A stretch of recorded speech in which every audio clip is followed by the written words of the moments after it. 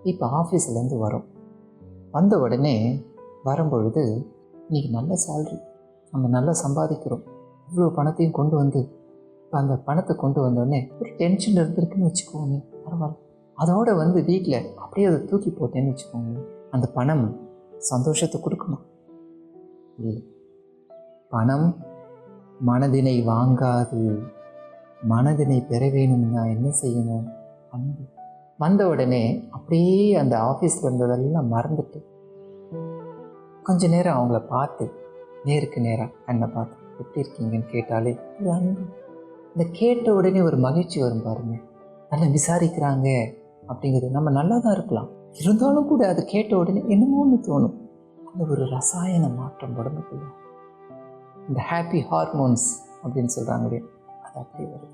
அது இந்த brain cells இருக்குது பாருங்கள், அந்த மூளை செல்கள் எல்லாம் ஆக்டிவேட் பண்ணும்.